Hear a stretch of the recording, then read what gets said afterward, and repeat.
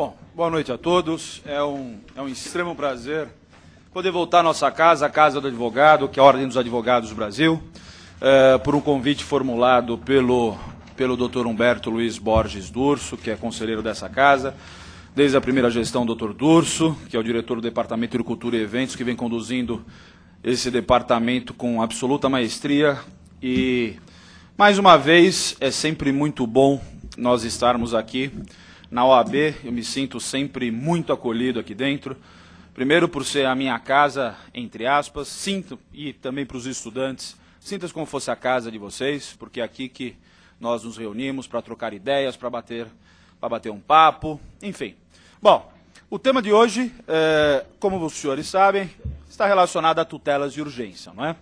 Mas, especificamente, antes de adentrar no tema sobre tutelas de urgência, é especialmente importante que a gente faça um retrocesso, um pequeno retrocesso, e um aspecto extremamente importante para todos os senhores. Na palestra de hoje não tem como nós esgotarmos o tema de tutelas de urgência, porque é um tema extremamente complexo, é um tema que demanda uma reflexão contínua por parte do operador do direito, e a ideia da palestra de hoje é mais trocar umas ideias, é mais trocar algumas impressões em relação ao próprio tema em si, não é? Bom, e como acabei de mencionar, ao invés de falar de maneira muito direta sobre tutelas de urgência, a gente tem que fazer um retrocesso, um pequeno retrocesso, especificamente sobre um processo, né? Todos nós sabemos, é de conhecimento inequívoco de todos nós, que o processo ele tem o seu nascimento, ele se inicia por meio da petição inicial. A petição inicial é essa que é redigida, obviamente, pelo autor, por meio do seu advogado, e dali em diante o processo nasce, ele acaba tomando corpo, ele acaba tomando vida, não é? E após a petição inicial, nós sabemos que o réu ele precisa tomar conhecimento da existência da demanda que lhe é movida pelo autor. E, obviamente, o réu ele toma conhecimento da existência da ação por meio de uma citação, mas não é qualquer citação, os senhores já sabem disso, a citação válida. E a partir de então, a relação jurídica processual ela já está triangularizada, autor, réu e juiz. E a partir de então, obviamente, o processo ele vai ganhar um corpo, ele vai ganhar muito mais substância, não é? E, a partir dessa resposta, vai existir a produção de uma prova técnica, que é a produção da prova pericial, a própria prova pericial em si. Depois vai existir a realização de uma audiência de instrução, onde vai ser colhida a prova oral, seja o interrogatório do autor, seja o interrogatório do réu, seja a colheita da prova testemunhal. E, obviamente, ao final, depois vai existir a prolação da sentença, onde efetivamente o magistrado, o juiz de primeiro grau de jurisdição, vai prestar a sua tutela jurisdicional, vai afastar aquele estado de incertezas que existia, não é? Pelo menos até aquele momento, e, obviamente, ele vai dizer o direito ao caso concreto. E todos nós sabemos que desde a petição inicial até a prolação da sentença, inúmeros atos processuais são realizados, não é? E atos processuais esses que são extremamente importantes, e, ao final, pelo menos em tese, aquele conflito de interesses foi solucionado. E todos nós sabemos que a realização de todos esses atos processuais demanda tempo. E, diga-se de passagem, um tempo que não é pequeno. Principalmente na sociedade contemporânea de hoje, nessa sociedade digital, tempo é um bem extremamente valioso. E muitas vezes as partes elas não acabam, infelizmente, podendo aguardar a solução de uma maneira mais adequada. Muitas vezes o juiz acaba proferindo uma sentença de maneira um pouco mais tardia, de maneira um pouco mais extensa, e isso acaba gerando um prejuízo para a própria parte. E, em função disso, o legislador ele acabou criando o quê? O Instituto da Antecipação da Tutela, não é? Mas, antes do Instituto da Antecipação da Tutela, já existia, desde o Código de 39, o processo cautelar. Até porque o Código de Processo Civil ele é fragmentado, ele é fracionado em vários livros. Processo de conhecimento, processo cautelar, processo de execução, procedimentos especiais e as disposições finais e transitórias, não é? Processo de conhecimento, pelo menos numa primeira análise, ele pode se revelar um dos mais importantes, não é? Mas, obviamente, isso não quer dizer que as outras espécies de processo não sejam importantes, de maneira alguma. Bom, em função exatamente dessa inovação legislativa que foi a tutela antecipada, especificamente a partir de 92, aí em 94, ela criou um corpo um pouco maior, ela acabou sendo muito mais substancial, muito mais contundente, não é? Parece que a jurisdição em si, parece que o processo em si acabou ganhando uma certa, ou uma pseudo-celeridade, uma certa agilidade. Mas, infelizmente, existem casos que mesmo com a tutela antecipada, isso acaba não acontecendo, ok? Bom, e o que significa tutelas de urgência? A tutela, por si só, de uma maneira um pouco mais delimitada, nada mais é do que a sentença propriamente dita, a prestação jurisdicional, não é? E a urgência, por si só, revela a ideia de que você, efetivamente, tem uma certa urgência, tem uma certa intranquilidade por conta daquela prestação jurisdicional, não é? E como eu acabei de mencionar, considerando que a ação, que o processo ensinasse por meio da inicial e depois, em tese, se encerra por meio da prolação da sentença por parte do juiz de primeiro grau de jurisdição, inúmeros atos acontecem, e até porque não deveria ser diferente. Mas a realização de todos aqueles atos processuais demanda tempo. E aí sim nós temos a exata compreensão do que significa a tutela de urgência. Porque a parte, e quando eu digo parte, não necessariamente o autor, mas também pode ser o réu, a parte precisa da intervenção do Estado naquele momento, naquela situação conflituosa, naquela situação emergencial. Porque a ideia de emergência também está presente aqui no nosso estudo, ok? Bom, mas por uma questão ontológica e também por uma questão metodológica, vamos separar tutelas de urgência, não é, em 3 aspectos. Tutelas de urgência é gênero, cujas espécies são tutela cautelar, tutela antecipada genérica, que é aquela tutela antecipada prevista no artigo 273, e, ao final, a tutela antecipada específica, que é aquela antecipação de tutela prevista no artigo 461 e 461-A. É óbvio que existem várias semelhanças entre o processo cautelar ou tutela cautelar e a tutela antecipada. Embora existam semelhanças, isso não significa que sejam a mesma coisa, até porque não é.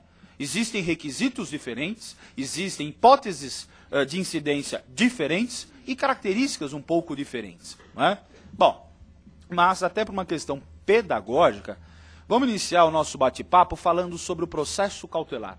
O processo cautelar ele tem início a partir do artigo 798 e se encerra até o 889, porque a partir do 890 tem início as ações e procedimentos especiais. O processo cautelar é um processo extremamente importante, que existe desde 1939, no atual Código de 73, obviamente ele também tem previsão, e ele revela uma importância indisfarçável. Por quê? Porque o processo cautelar, a bem da verdade, ele é um instrumento, ele é uma ferramenta de um outro processo, que é, em tese, o processo principal.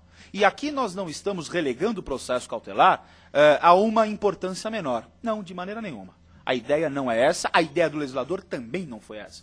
Mas o processo cautelar, ele serve, ele é um instrumento de aplicabilidade da jurisdição, de aplicabilidade do direito como qualquer outro, mas ele sempre vai ser uma espécie de muleta, uma espécie de base de sustentabilidade para um outro processo. E esse processo, sim, que tem muito mais importância, que tem muito mais pujança do que o processo cautelar, que é exatamente o processo principal.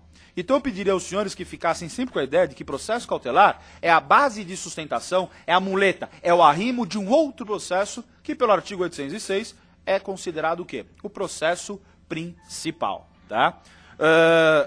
O professor Piero Calamandrei, que era um antigo jurista, que já é falecido há muitos e muitos anos, nós falamos o triunvirato romano, Calamandrei, Chiovenda e Carnelucci, não é?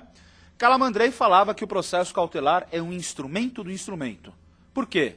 Exatamente na medida e por conta de que o processo cautelar sempre vai servir ao processo principal e este processo principal vai servir à aplicação do direito material. E aí sim, onde nós vamos imaginar o quê? Coisa julgada. Obviamente a coisa julgada material com base numa sentença de mérito. Tá? E como todos os senhores sabem, tudo que é processo, tudo que é instituto, pelo menos dentro do direito, sempre tem requisitos, sempre tem diferenças, sempre tem características, não é? E o processo cautelar não seria diferente. Nós temos conhecimento da existência de 2 pressupostos ou 2 requisitos do processo cautelar. E vocês podem me perguntar, mas César, por que requisito e não pressuposto? É só uma questão formal. Tem alguns autores que falam requisitos e outros autores que falam efetivamente pressupostos. Eu acredito que isso não revela uma importância mais acentuada, né? Bom, primeiro requisito ou pressuposto do processo cautelar é a fumaça do bom direito, o mais famoso fumus boniuris. E o que vem a ser a fumaça do bom direito? A fumaça do bom direito nada mais é do que um direito provável, um direito aparente. Mas com um detalhe extremamente importante. Esse provável direito, ou esse direito aparente, ele não é um direito tão contundente, tão forte, tão robusto, quanto qualquer outra espécie de direito. Mas como assim? Nós não podemos esquecer, é a ideia que nós acabamos de ver, de que o processo cautelar sempre vai servir ao processo principal. Não é? E o processo cautelar ele tem por objetivo maior, por finalidade maior, o quê? Tutelar, resguardar uma situação emergencial. Então, considerando exatamente essas premissas, essas ideias, nós temos que imaginar que essa fumaça do bom direito, ou fumus boniuris, é um direito provável, um direito aparente, mas não é um direito tão contundente e tão robusto. Por quê? Porque o autor da ação cautelar, que diga-se de passagem, é o requerente, né? Porque a designação correta no processo cautelar é requerente e requerido, autor e réu é designação específica do processo de conhecimento. O requerente da ação cautelar, ele deve demonstrar um pequeno direito. Mas isso significa dizer que nós não temos que nutrir uma preocupação e demonstrar para o juiz que nós temos aquele provável direito? Não, não é isso. Preocupem-se, obviamente, em demonstrar um direito mínimo, um direito plausível. Mas, e quando eu tiver que demonstrar o direito de uma maneira um pouco mais contundente, um pouco mais forte? E aí o que eu faço? Óbvio que você vai, em tese, demonstrar esse seu provável direito de uma maneira mais robusta, mais contundente, mais forte, não é na ação cautelar, é no processo principal. E lá no processo principal deve existir a indisfarçável preocupação de você efetivamente provar todas as suas alegações, provar, obviamente, que a sua tese está correta. Mas, César, isso significa que no processo cautelar não tem que provar nada? Não, a ideia não é essa.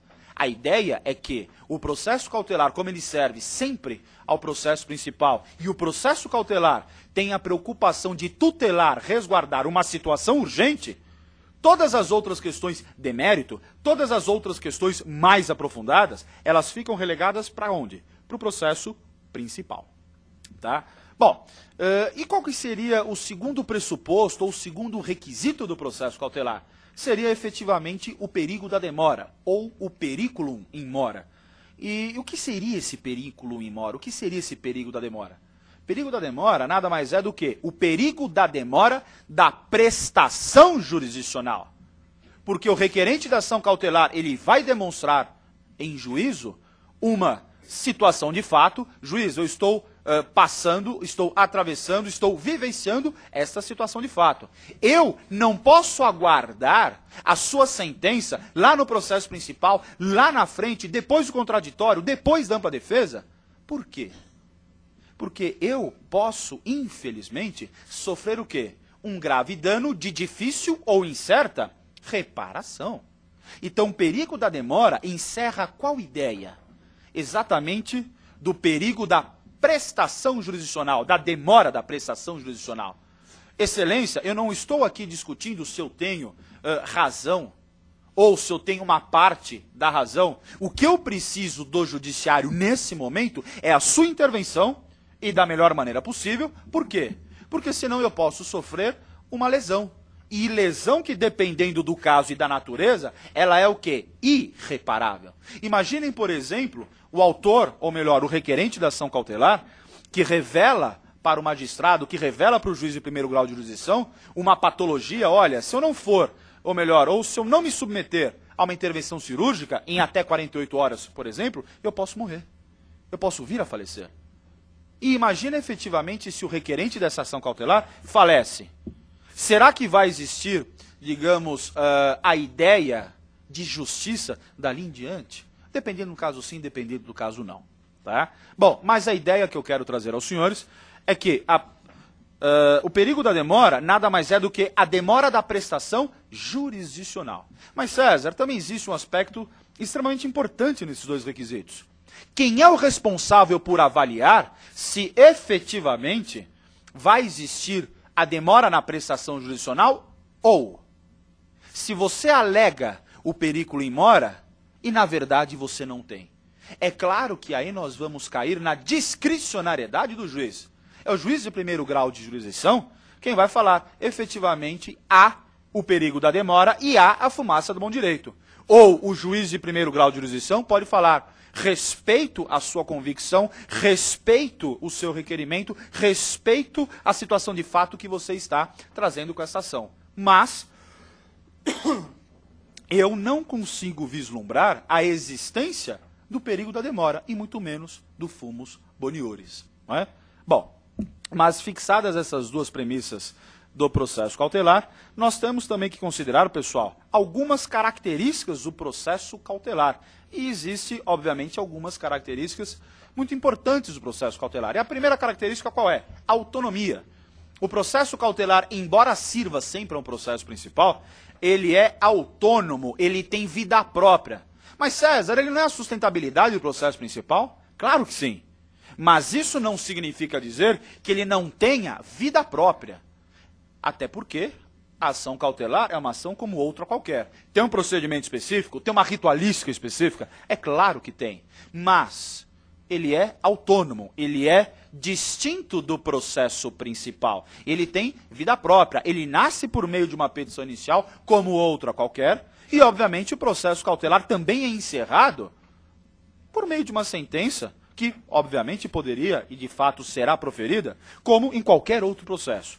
Claro que, na esmagadora maioria das vezes, a ação cautelar e a ação principal, ambas são julgadas por uma única sentença. Mas existem casos específicos e raros, e talvez anômalos, em que existe a sentença da ação cautelar e a sentença do processo principal. É o normal, César? Não, não é o normal. Não é o normal, tá? Mas, primeira característica do processo cautelar, qual é?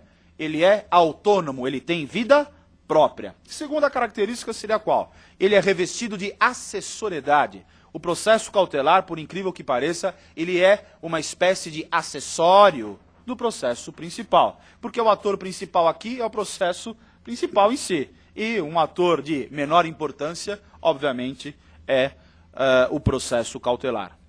E uma terceira característica do processo cautelar é que ele é instrumental, ele é dotado de instrumentalidade. Ou seja, o processo cautelar é um instrumento, é uma ferramenta de aplicação do quê? Da jurisdição. Mas sempre imaginando e considerando o quê? O processo principal. O processo cautelar é um instrumento do processo principal e o processo principal sempre vai servir o quê? A aplicação do direito material. E, em função disso, nasce também uma outra característica do processo cautelar, que é a preventividade. Em regra, o processo cautelar, ele tem a sua existência, a sua razão de ser, por conta do quê? Dele tentar prevenir situações que possam revelar o quê? Um grave dano ou uma lesão de difícil e incerta o quê? Reparação. E essa preventividade, muitas vezes, ela acaba caindo por terra. Porque o que ocorre? Existem situações específicas em que, embora o requerente utilize o processo cautelar na tentativa de tutelar, obviamente, o seu interesse em si, muitas vezes o dano já ocorreu. Mas, César, se o dano já ocorreu, sendo reparável e irreparável, e no nosso caso aqui, ainda que não tenha sido irreparável, teria existência, teria razão de ser do processo cautelar? Sem dúvida. É normal isso acontecer, César? Não, não é normal. Né? Mas fixem também a ideia de que o processo cautelar ele trabalha com a ideia, com a característica de preventividade. A ideia de que o processo cautelar haja na prevenção, evitando exatamente o quê? A ocorrência daquela lesão de difícil ou de incerta reparação. E o processo cautelar ele também ele é provisório. Como assim provisório, César? Sim, ele é provisório. Ele é dotado de provisoriedade. E por que ele é dotado de provisoriedade? Porque ele não vai ter a sua existência de maneira infinita, de maneira que não se possa definir o seu termo final. Até porque, veja só, a eficácia do processo cautelar sempre vai estar relacionada a quê? A eficácia do próprio processo principal.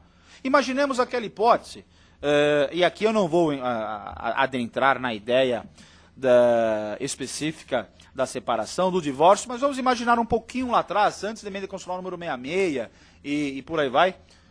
A esposa que ingressava com a ação cautelar de separação de corpos. Olha, eu estou sofrendo sevícias do meu marido, eu estou sofrendo, por exemplo, agressões verbais, agressões físicas do meu marido.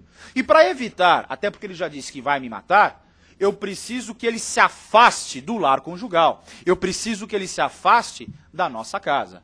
Obviamente que esta esposa demonstrou que ela tem a fumaça do bom direito, pelo fato de ser casada, né? E também ela demonstrou o periculo in mora. Juiz, se você não demonstrar o afastamento do domicílio conjugal do meu marido, hoje ele me bate, hoje ele me espanca, mas pode ser que amanhã ele me mate. Né? E qual que seria o processo principal aqui? Seria ação de divórcio litigioso? Vamos discutir quem é o culpado pelo divórcio. Sou eu? É o meu marido? Vamos discutir a partilha do nosso patrimônio. Quem tem direito ao quê? Quando e onde?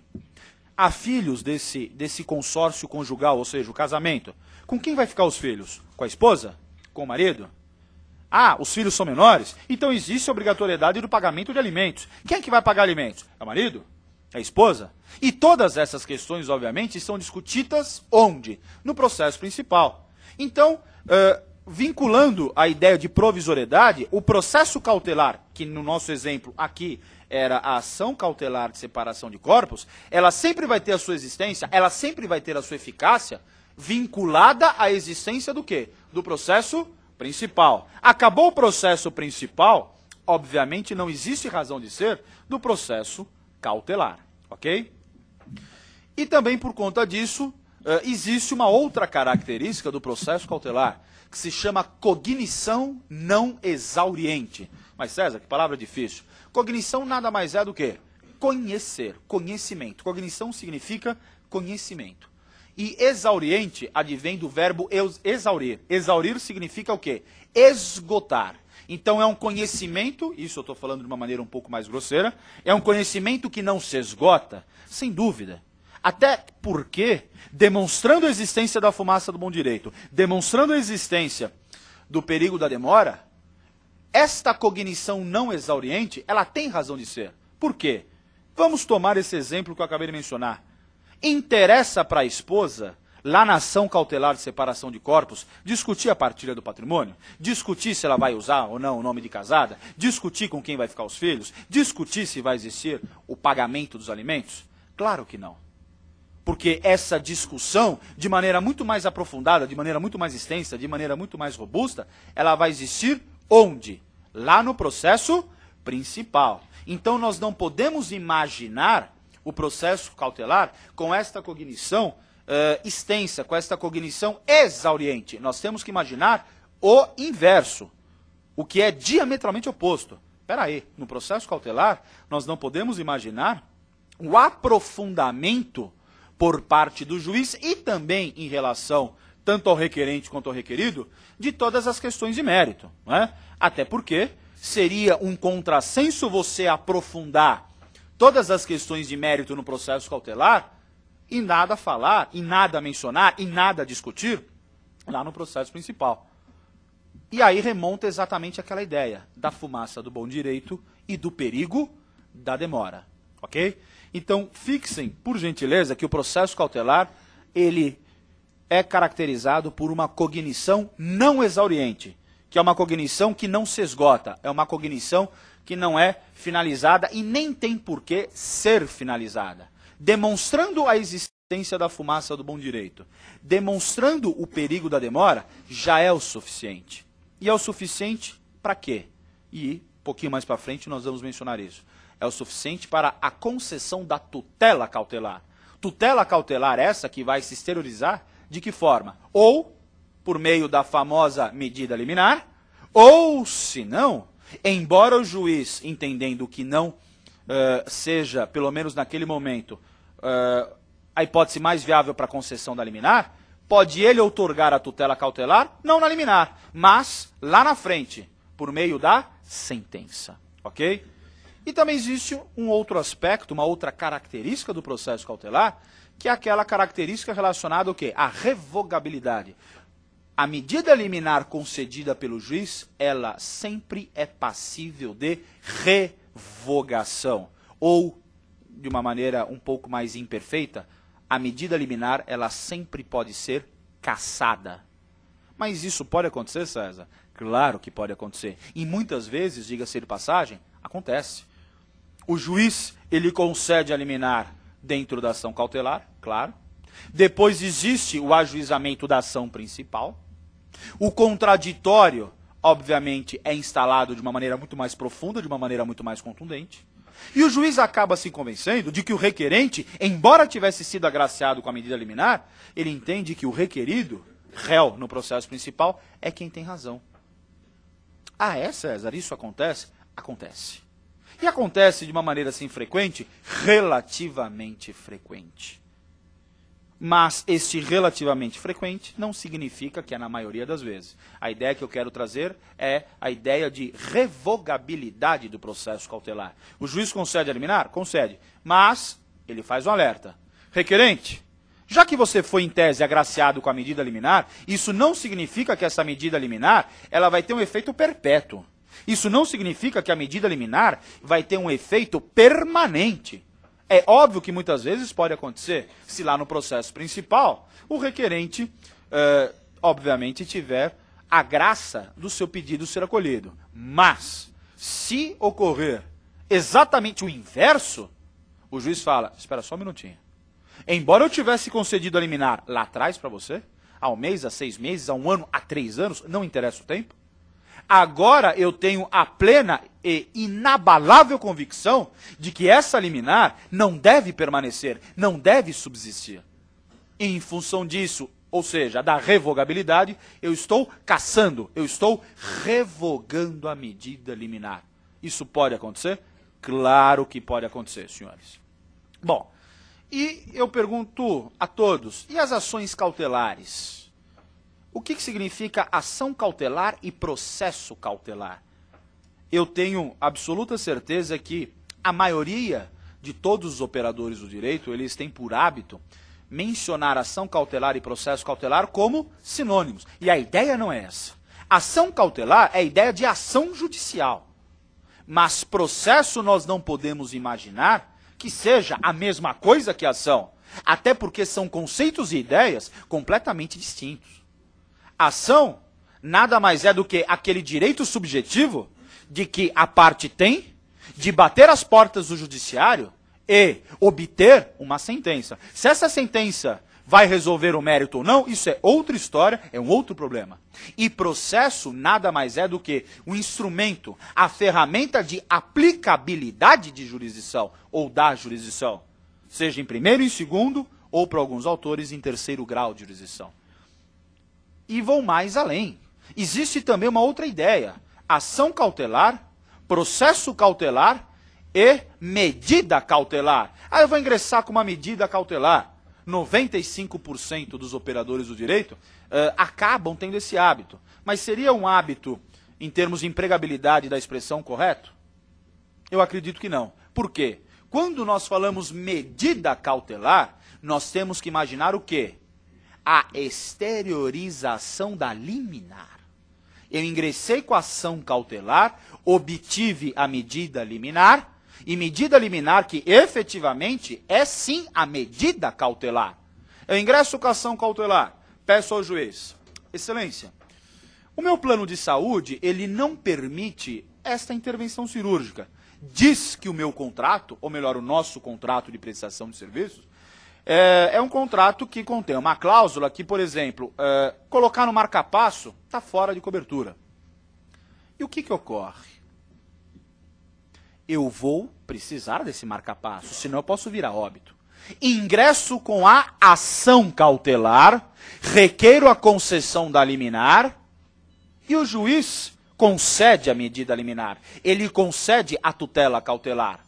Mas o que é esta medida cautelar? É o aspecto prático da concessão da liminar. Opa, pera só um minutinho. Concedo a liminar, determinando ao requerido que realize a intervenção cirúrgica no requerente sob pena de multa diária de R$10 mil.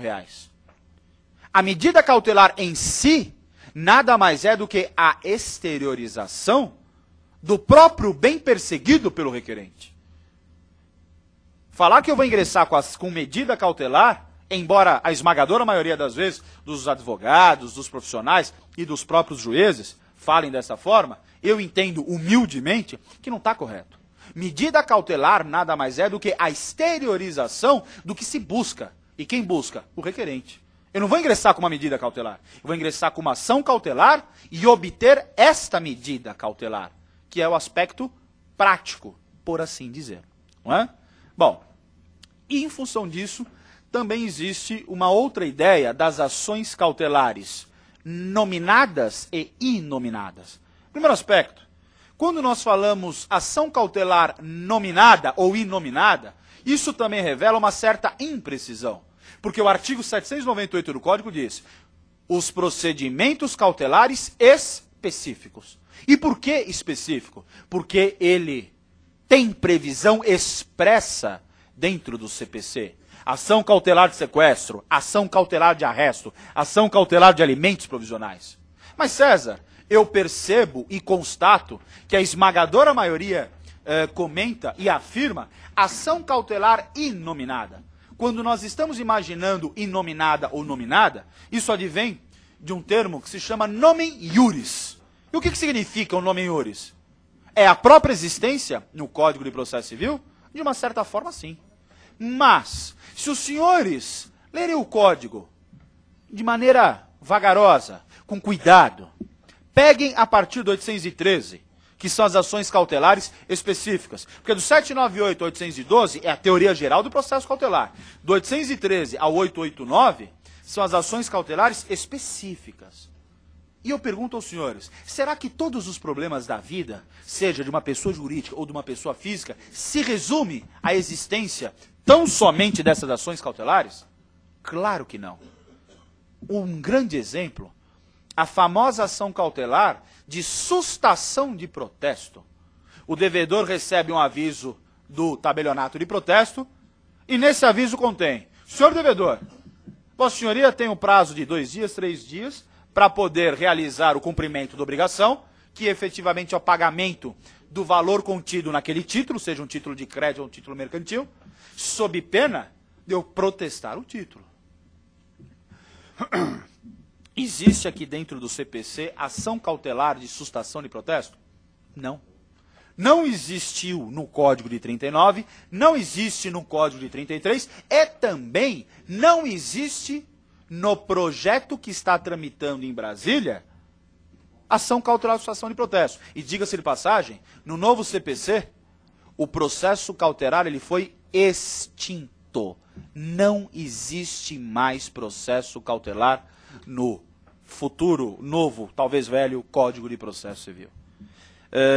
Eu acredito humildemente que o texto do processo, ou melhor, o texto do Código de Processo Civil, ele não vai ser aprovado tal qual como se encontra. Mas, não existe no novo projeto de lei, ou seja, no projeto de lei, que vai instituir o Código de Processo Civil, o processo cautelar. O que para mim, na minha também humilde e singular opinião, eu acredito que não seja o mais adequado. Mas, voltando ao aspecto da ação cautelar nominada e inominada, é correto falar ação cautelar inominada? Eu acredito que não. Porque se o 798 diz os procedimentos cautelares específicos, ou seja, o legislador, ele quis o quê? Mencionar, demonstrar e trazer o quê? Olha, tirando a teoria geral do processo cautelar, que se aplica a toda e qualquer ação cautelar, existem essas ações cautelares específicas, porque elas são dotadas e têm o quê? Especificidade.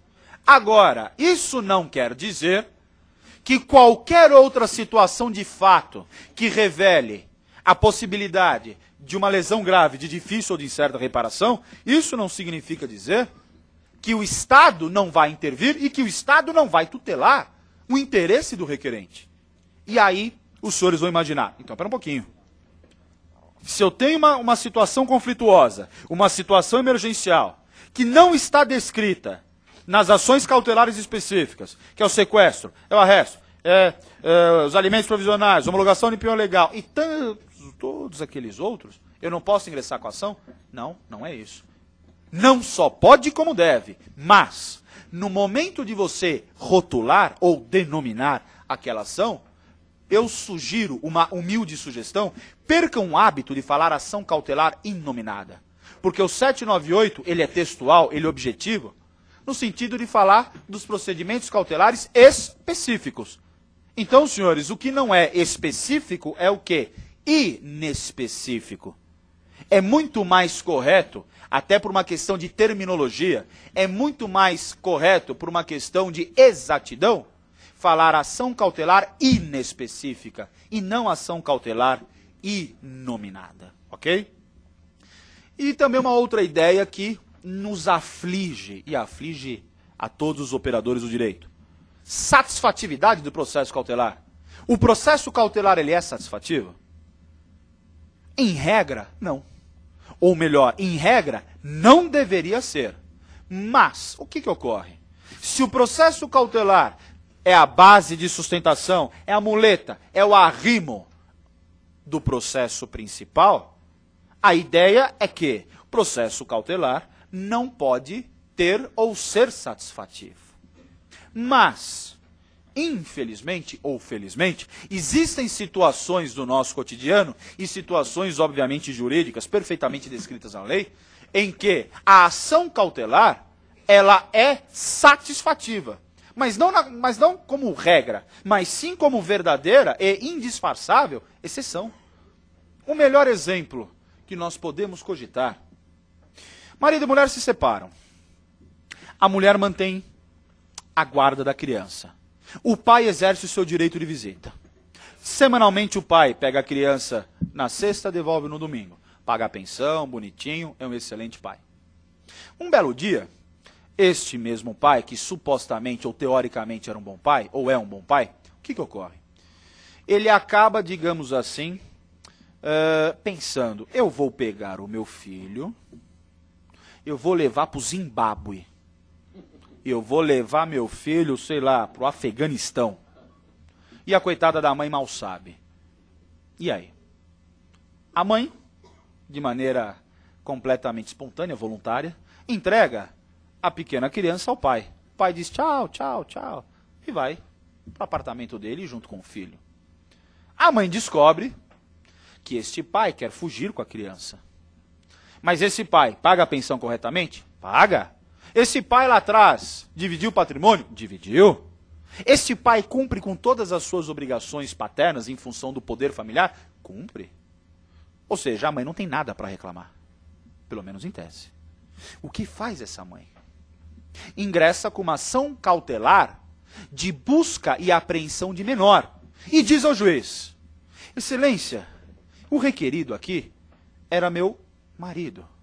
Veja a certidão de casamento, onde já consta a averbação do nosso divórcio. Ele paga a pensão de maneira correta. Ele sempre foi um bom pai. Ele sempre agiu de uma maneira decente. Mas, a partir de hoje, ele quer fugir com o meu filho, ou melhor, com o nosso filho.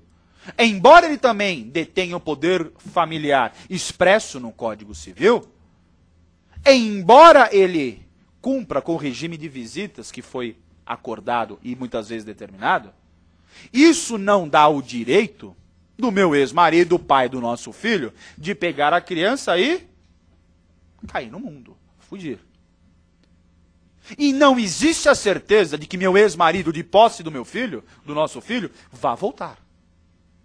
Como é que eu fico nessa história? E a minha condição de mãe? Como é que fica? O que faz o juiz? Entendendo que há a fumaça do bom direito, claro que há a fumaça do bom direito. Ela é mãe. Demonstrou a maternidade, claro, está ali a certidão de nascimento da criança. Demonstrou que ela tem a guarda da criança. Então, fomos boniores, já está o quê? Amplamente comprovado. E ela demonstra o quê? O perículo in mora. Veja aqui a prova pré-constituída, excelência, que eu estou demonstrando. Veja aqui a prova documental, onde o meu marido está querendo fugir com a criança. Por favor, conceda uma liminar, por favor não, obrigação, né? Me conceda uma liminar, determinando que a criança saia da esfera da posse do pai e seja devolvida para mim. O juiz, entendendo que são absolutamente plausíveis todos esses argumentos, não é? Concede a liminar. Concedo a medida liminar determinando que o requerido, sei lá, José Roberto, entregue José Roberto Júnior à sua mãe. Sai o oficial de justiça, junto com a mãe descabelada, apreende o pequeno Júnior. O oficial de justiça pega, tá aqui o Júnior, até logo. Pergunta, tem ação principal? Segunda pergunta, a mãe alcançou e conseguiu e obteve o que ela queria, que era tirar a criança da posse do pai e transferir para a mãe? Ela conseguiu. O pai não continua pagando a pensão de maneira correta? Continua. O pai não promoveu a divisão do patrimônio exatamente como a lei determina? Dividiu. E qual seria o processo principal? Em regra, não teria o processo principal. A ação cautelar em si, ela alcançou o seu objetivo, o seu próprio fim. E o processo cautelar, como nós já sabemos, não é fim, é meio, é instrumento do processo principal. Não é? Então, senhores, vejam só, a ideia de satisfatividade do processo cautelar é uma ideia que revela o quê? Um certo cuidado. Nós não podemos imaginar que todas as ações cautelares sejam efetivamente o quê? Satisfativas. Mas o legislador, ele não conseguiu imaginar, e também não poderia, todas as situações de fato que assolam a vida do ser humano. Deixa eu normatizar aqui no Código de Processo Civil todas as situações conflituosas para que eu possa enumerá-las aqui dentro do CPC. Então, por isso que existe exatamente o quê? A ação cautelar inespecífica. Comproveu fumus boniuris, comproveu periculum in mora, ok. Então, senhores, por gentileza, não pensem que a satisfatividade é uma regra no processo cautelar, porque não é. Ela é uma verdadeira e indisputável exceção. Embora, senhores e senhoras, na esmagadora maioria das vezes, o que ocorre? Existem situações conflituosas em que as ações cautelares serão o quê? Satisfativas. Ok? Bom, e também o professor Vanbier, que é um jurista consagrado, doutor pela PUC, ele também tem um pensamento bem evolucionista, ele diz que a satisfatividade ela está relacionada, ou de fato é, somente pelo plano empírico, só no plano das ideias. Só no plano das ideias nós podemos considerar que o processo cautelar ele é satisfativo, o que eu humildemente discordo. Existem situações anormais em que a ação cautelar ela é sim satisfativa. Um outro exemplo, a produção antecipada de prova. Todos nós sabemos que existe um momento específico para a produção da prova. Pelo 396 do CPC, a prova documental tem que ser produzida onde? Pelo autor, na petição inicial. Pelo réu, na sua resposta. Excluindo-se a prova documental, o que ocorre? A prova oral, ela deve ser produzida onde? No momento da realização da audiência de instrução e julgamento. 450 e 452 do CPC. E a prova técnica pericial, que aí entra aqui a produção antecipada de prova. Antes da audiência de instrução. Pois bem, eu, por uma razão qualquer, eu sou amigo aqui do professor Rui Augusto Martins, e digamos o seguinte, além dele ser meu amigo, o professor Paulo Roberto Bastos Pedro também é meu amigo. Somos 3 grandes amigos. E como amigo, de vez em quando, sempre sai algumas faíscas, um belo dia, conversando com o professor Paulo Roberto Bastos Pedro, o que ocorre? Ele me ofende. Obviamente que eu não uso o meu tamanho, a minha opulência em relação a ele, mas vontade não falta. Eu falo, ok, me ofendeu, me xingou. E o doutor Rui, ele foi testemunha ocular disso. Ok. Passa o tempo, eu não promovo a competente ação de indenização contra o Paulo. É um direito que me cabe, é um direito disponível, é um direito transacionável. Eu ingresso com a ação se eu quero, se eu não quero, eu não ingresso. Mas um belo dia, o doutor Rui Augusto Martins, em função de alguns aspectos genéticos, ele acaba ficando doente. E ele, internado, podendo, digamos assim, vir a óbito, pelo amor de Deus, hein, Rui? Me dá um estalo. Espera aí. A ação de indenização que eu vou mover contra o Dr. Paulo Roberto tem como fundamento a ofensa, que vai caracterizar o dano moral. Mas para eu provar que efetivamente eu tenho direito ao dano moral, eu tenho que demonstrar em juízo que a ofensa foi realizada. E quem foi a testemunha ocular daquela ofensa? O Dr. Rui.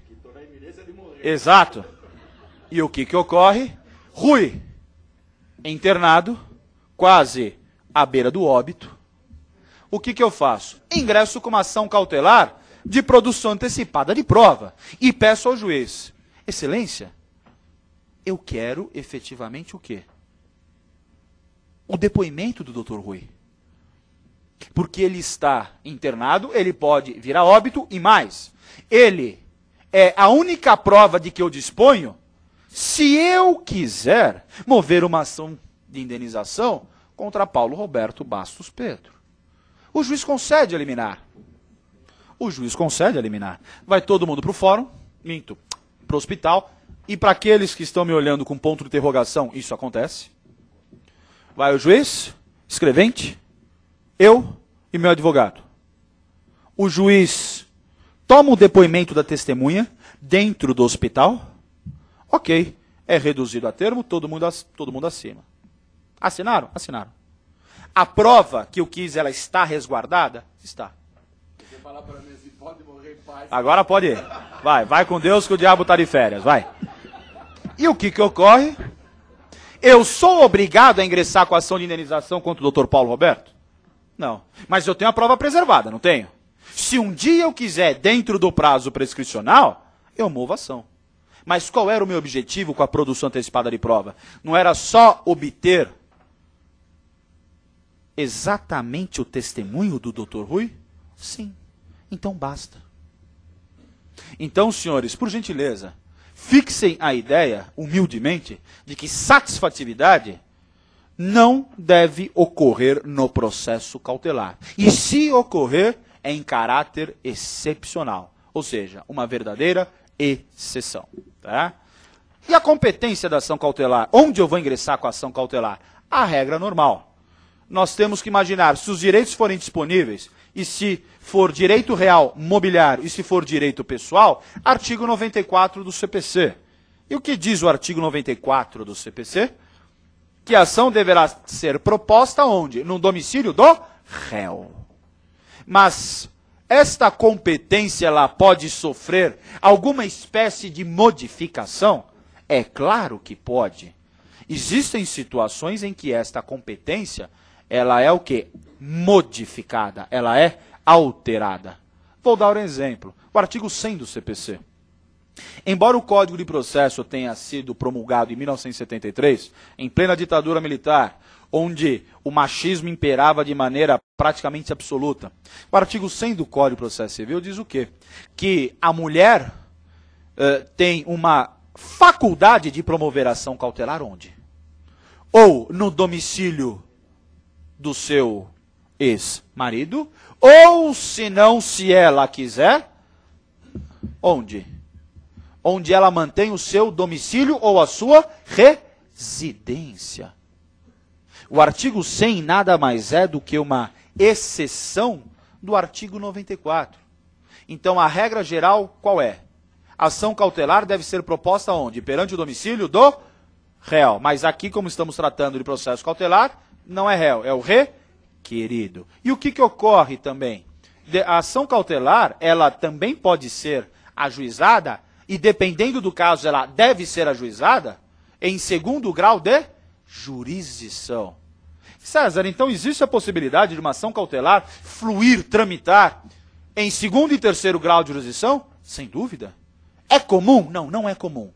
Na esmagadora maioria das vezes, as ações cautelares, elas são aforadas, elas são propostas onde? No juízo de primeiro grau. Mas existem circunstâncias específicas em que a ação cautelar ela é proposta ou no segundo ou no terceiro grau de jurisdição. Entenda-se aí o Supremo ou o STJ. Ok? E como que seria a petição inicial de uma ação cautelar todos nós sabemos, e nós já estudamos, ou aqueles que não estão formados já sabem, do famigerado artigo 282 do Código de Processo Civil. O 282 o que é? É regra matriz para toda e qualquer ação cautelar. Regra matriz, mas um detalhe. Não imaginem os senhores que é o único dispositivo legal que obriga ou que determina ao requerente a observância dos seus requisitos. Negativo.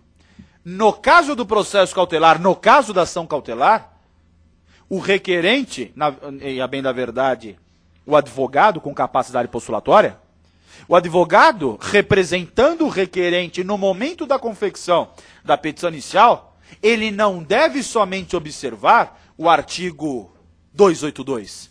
Ele também é obrigado, a norma é cogente, é imperativa.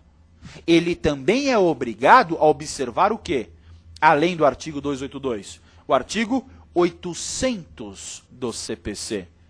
Então, para todos aqueles que vão redigir, vão construir uma petição inicial de uma ação cautelar, é absolutamente dispensável que se comungue esses dois dispositivos legais, o 282 mais o artigo 800 do CPC. Embora, senhores, se vocês pegarem o 282 de um lado e o 800 do outro, os senhores irão perceber que existem alguns requisitos iguais. Mas o artigo 800 do CPC, ele também enumera, ele também determina outros requisitos do que somente o 282. Então, senhores, muito cuidado, tá?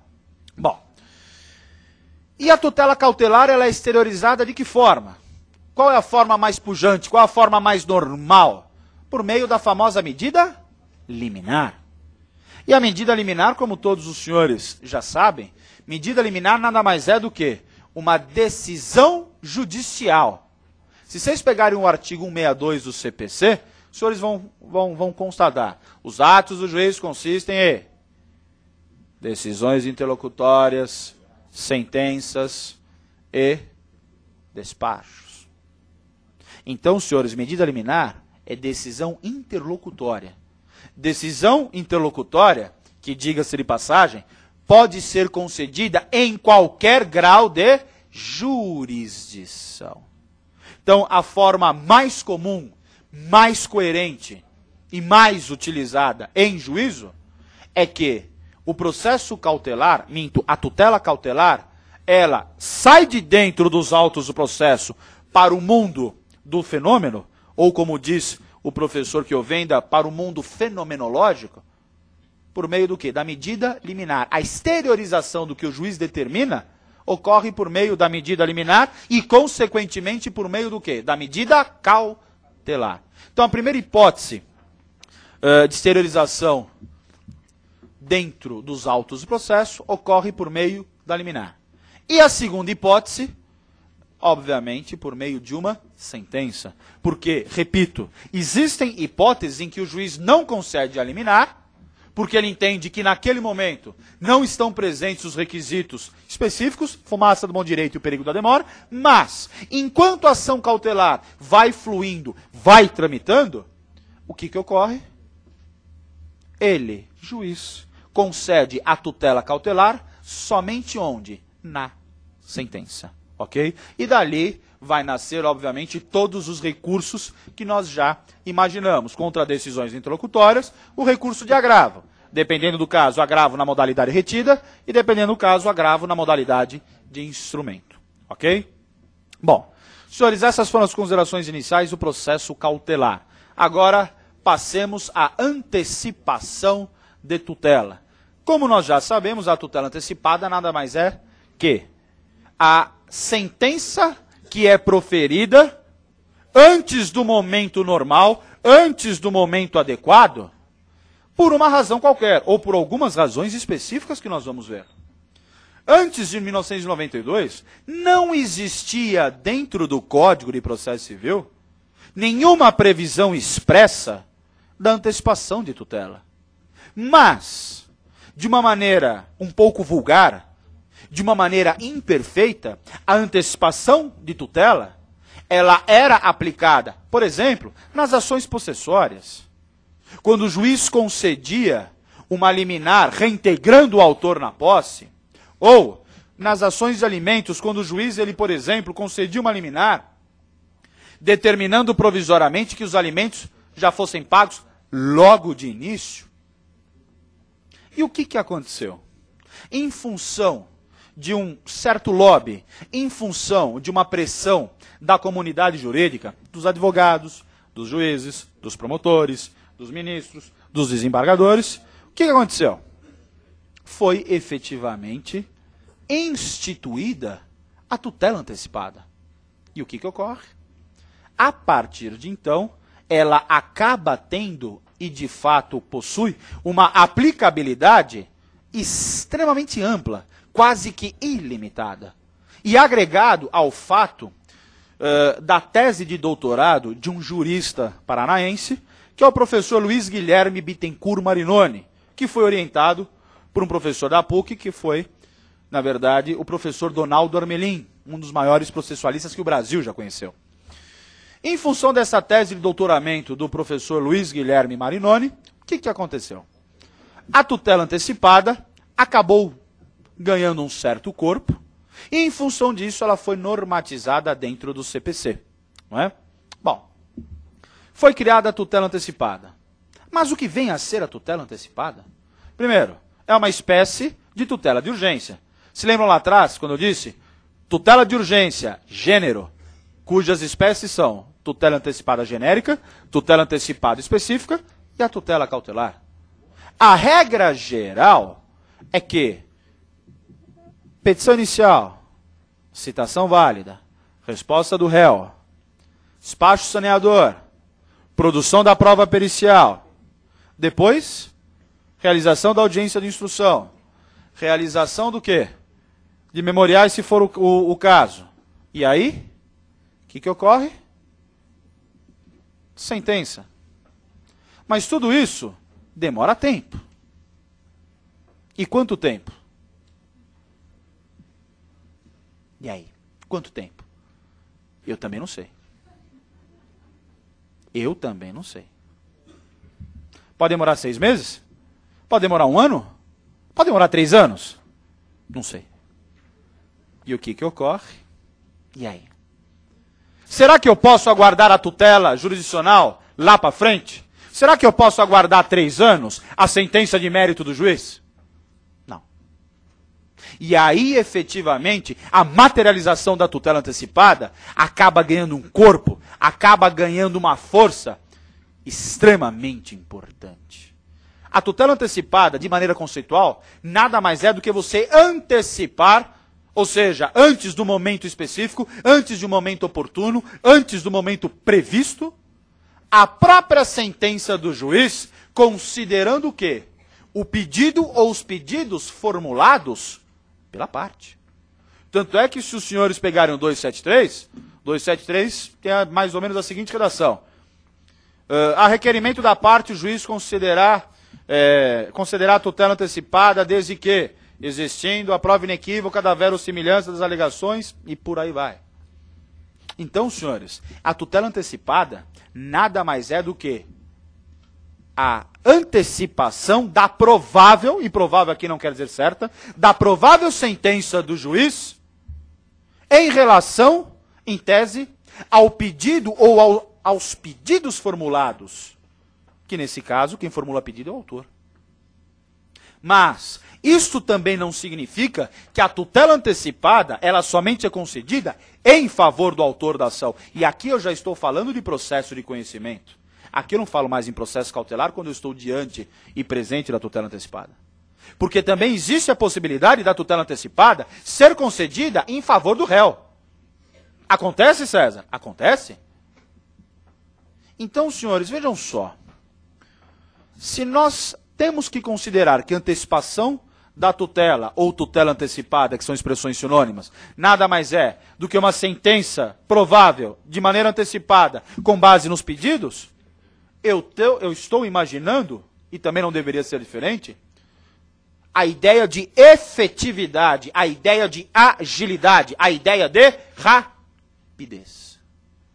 Porque o objetivo da tutela antecipada também é resguardar situações periclitantes, situações urgentes, situações emergenciais, mas com a seguinte diferença do processo cautelar.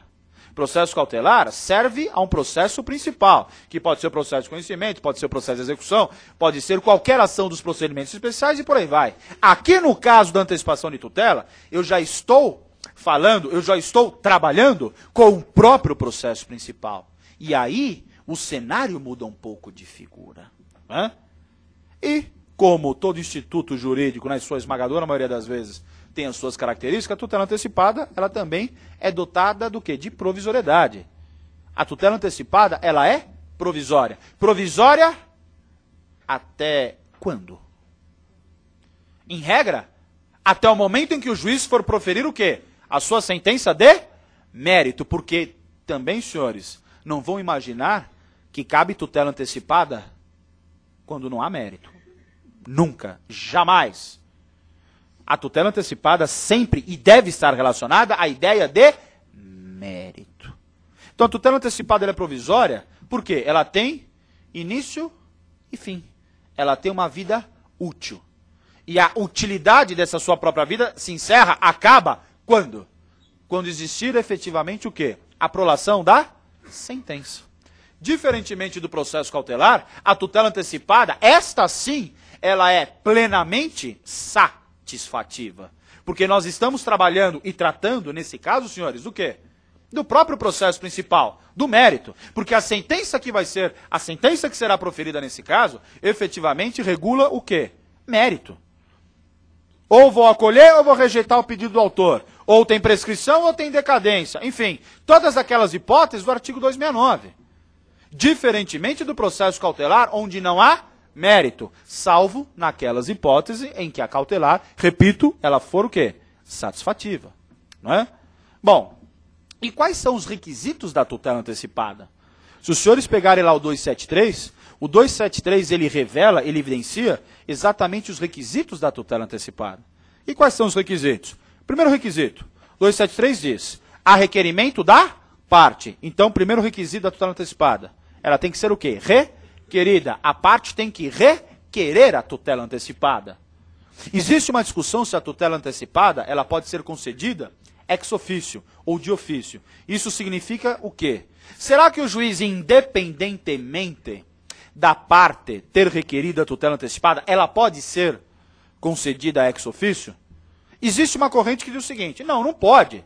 Porque isso fere o quê? A imparcialidade do juiz. Se o juiz está concedendo a tutela antecipada, digamos, para o autor, é porque ele acredita que o autor tem uma propensão maior de ganhar a causa. Essa é uma ideia plenamente sustentável.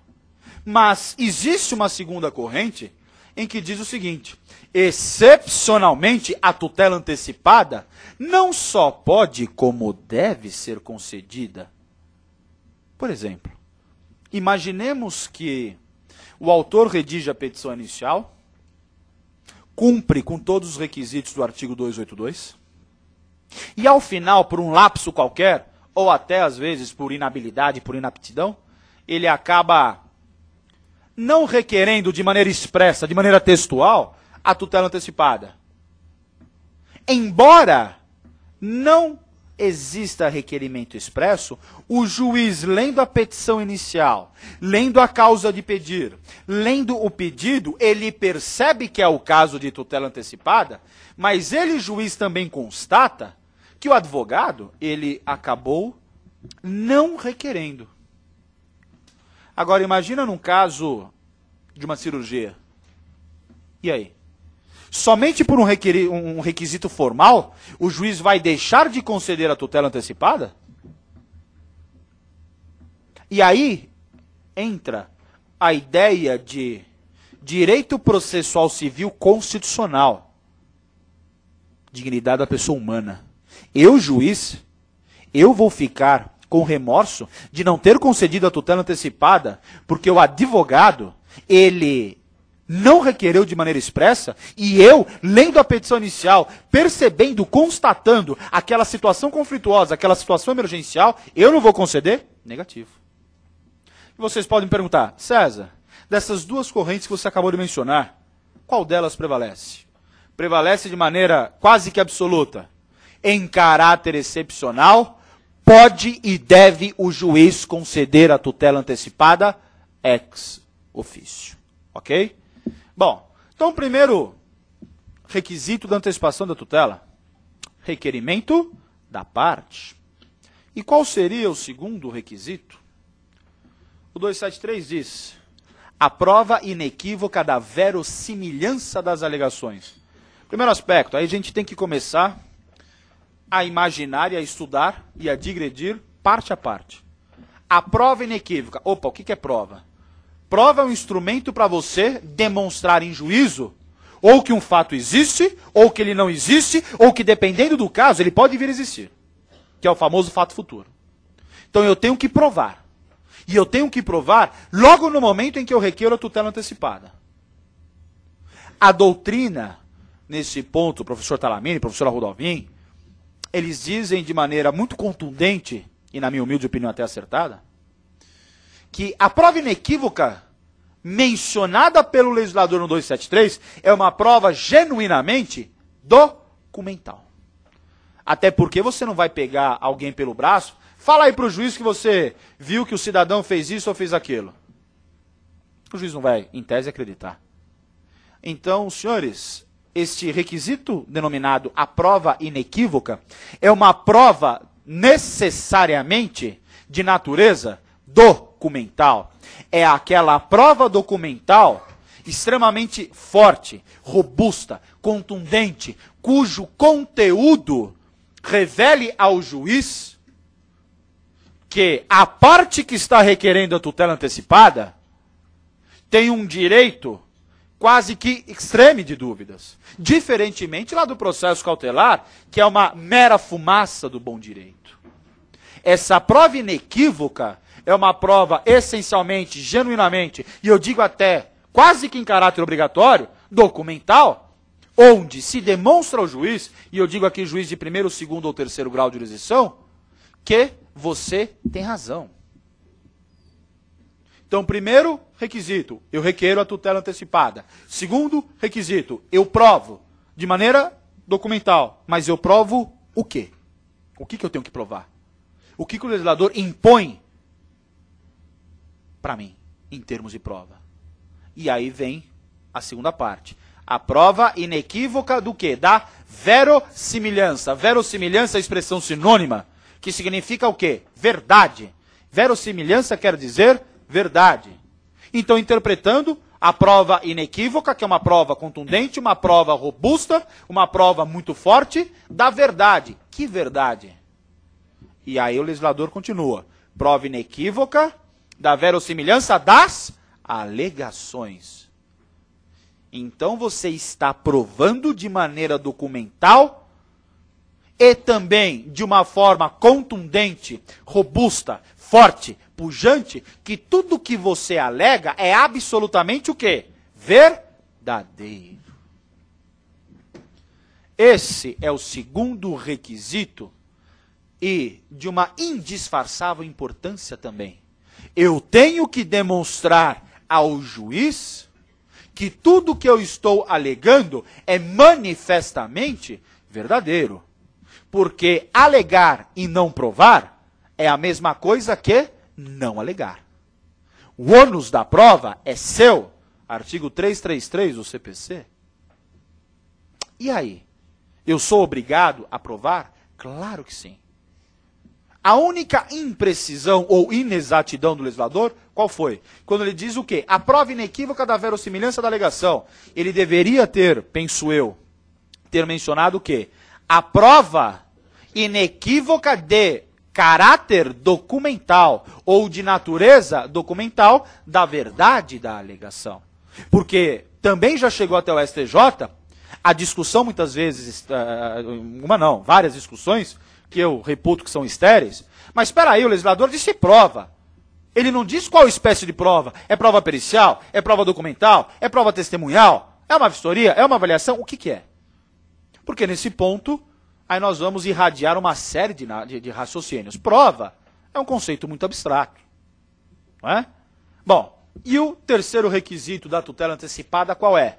Primeiro, requerimento da parte. Eu tenho que requerer, salvo naquela hipótese da tutela ex officio, até por conta do princípio da dignidade da pessoa humana. Segundo aspecto, prova inequívoca da verossimilhança da alegação. Segundo requisito. E o terceiro e último requisito, que, diga-se de passagem, este terceiro e último requisito da tutela antecipada é um requisito comum, é um requisito idêntico, igual ao do processo cautelar, que é o famoso periculum in mora.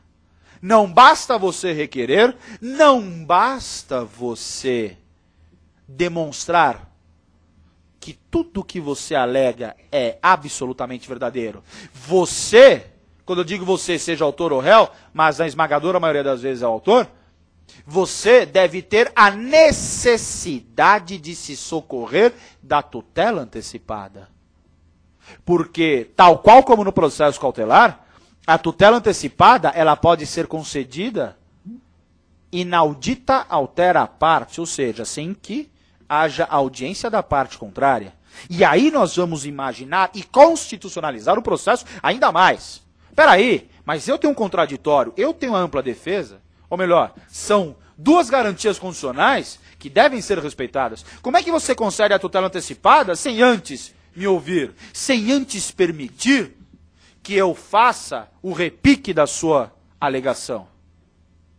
Mas existem situações em que não só pode, mas deve o juiz, porque a tutela antecipada pode ser concedida em qualquer grau de jurisdição, tal qual como no processo cautelar, mas deve o juiz, em inúmeras oportunidades, conceder a tutela antecipada. Até porque se os senhores pegarem o 273, existe uma discussão até hoje, lá na PUC, nas teses de mestrado, doutorado, o juiz pode ou o juiz deve conceder a tutela antecipada?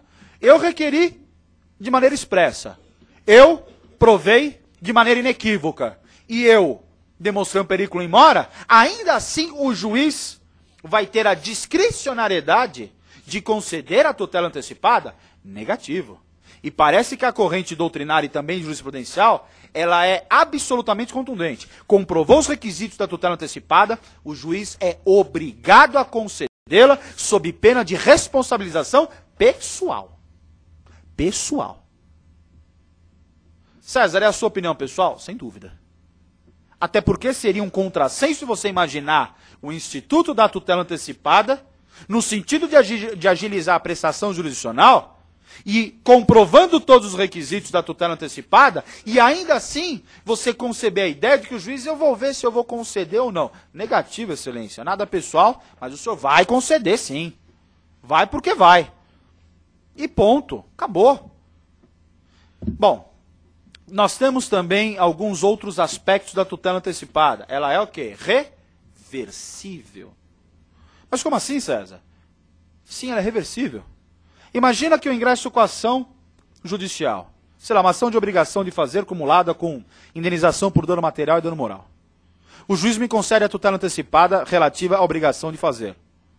Mas ele concedeu a tutela antecipada logo no início da ação judicial.